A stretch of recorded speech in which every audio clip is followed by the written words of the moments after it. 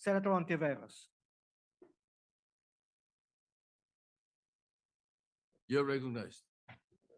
Senator Ontiveros Salamat. recognized. Salamat po, Mr. President. Mr. President, ginagalang kong mga kasama, with due respect sa mga may akda at taga-suporta ng resolusyong ito, nakatayo po ako dito para ipaliwanag yung aking boto ng no. Una po, sang-ayon ako na ang humanitarian considerations ay esensyal na bahagi ng hustisya. At tamang dapat makoncern tayo sa general welfare at dignidad ng lahat ng mga Pilipinong nasa ibang bansa, ng lahat ng ating mga nakatatanda, at ng lahat ng mga persons deprived of liberty. Pero Mr. President, hindi tayo nagdi-deal sa sufficient facts. Wala pong indikasyon na ang ICC ay nagpapabaya sa pagbantay sa kalusugan at kagalingan ng mga taong nasa kustodiya nila.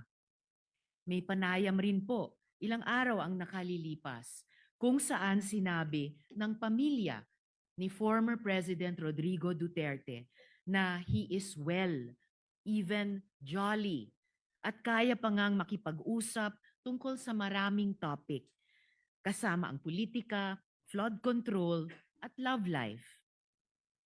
Ang panawagan para ang gobyerno ay mag-advocate para sa interim release o house arrest ni former President Duterte, maaring nakakouch sa humanitarian terms. Pero nagmumukha ring isa pang halimbawa ng ating gobyerno na nagbibigay ng special treatment sa isang makapangyarihang individual. Tila ba'y isa na naman itong patunay na ang batas ay marahas sa karaniwang Pilipino, pero malambot sa iilang may kapangyarihan. Kapag ordinaryong lolo ang inakusahan ng nagnakaw, pwedeng kulong agad at di makapagpiyansa. Pero dito, gobyerno mismo ang lumalaban para bigyan ng house arrest ang isang taong akusado ng mga napakamabigat na krimen. Totoo po na ang International Criminal Court mismo ay nakapag-grant ng interim release sa iilang exceptional circumstances. Pero pantay na importante, ang ICC ay nag-deny ng mga ganitong request kapag ang interes ng hustisya at accountability ay hinihingi ito. Alalahanin po natin na ang mga international courts ay nakapag-deal na sa maraming aging prisoners. Ratko Mladic and Radovan Karadzic, both convicted for genocide and crimes against humanity, continued to serve their sentences well into old age. And in fact, just this year, Mr. Mladic asked to be released on humanitarian grounds, claiming that he only had a few months to live. The court still denied him, ruling that his medical condition did not meet the threshold of an acute terminal illness that would justify release. Their continued detention was not seen as inhumane because their crimes were too grave, too devastating to entire communities. Totoo naman, si dating Presidente Duterte ay hindi convicted. He stands accused pa lamang. Pero kahit sa kaso ng mga accused persons, nagpakita ang ICC ng pag-iingat. Laurent Gbagbo, the former president of Cote d'Ivoire, was denied interim release precisely because the vast network of supporters he commanded, which posed a risk to victims, witnesses, and to the integrity of the proceedings. Eventually, Gbagbo was acquitted. His day in court came, and he walked free, not because of an early release or house arrest, but because of a judgment. si dating Presidente Duterte din ay pwede pang umasa sa ganoon. But the path there is through trial, not through early release or house arrest. Kung tunay ngang may sakit ang dating Pangulo, hindi ba't ang solusyon ay dalhin sila sa ospital sa The Hague, Netherlands, habang binibigyan ng angkop na tulong at suporta mula sa Philippine Embassy doon? Mga kasama, ang mga atrocities ng tinatawag na war on drugs ay hindi mga guni-guni lamang. Sila ay mga winasak na buhay ng libo-libong mga mahihirap na Pilipino. Sila ay mga hiyaw ng mga nanay at tatay na ang mga anak kailanman ay hindi na umuwi. Sila ay mga walang markang libingan at yung kultura ng impunity na hanggang ngayon nagmumulto sa ating lipunan. Hanggang sa araw na ito, yang mga pamilya ng mga biktima ay nagde-demand pa rin ng hustisya, katotohanan at accountability, habang patuloy din silang natatakot para sa kanilang mga buhay. Samantalang dito po tayo, nagsusulong ng humanitarian considerations para sa individual na mismong akusado ng mga krimen laban sa kanila at laban sa humanity. Noong 2016, sinabi ni Presidente Duterte na wala siyang pakialam sa human rights. At kahit iutos pa ang pagpatay, walang makakaaresto sa kanya.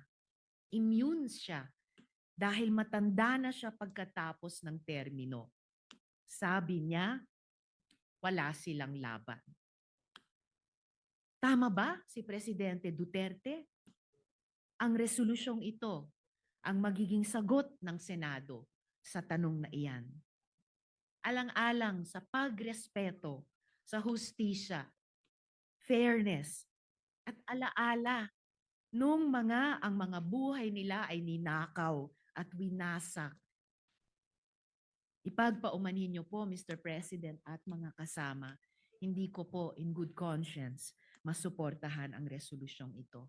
Bumoboto po ako ng no. Salamat po, Mr. President. Pangilinan.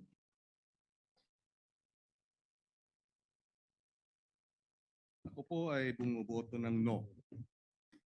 Pinakinggan ko ang mga sponsorship speeches ng ating mga kasamahan.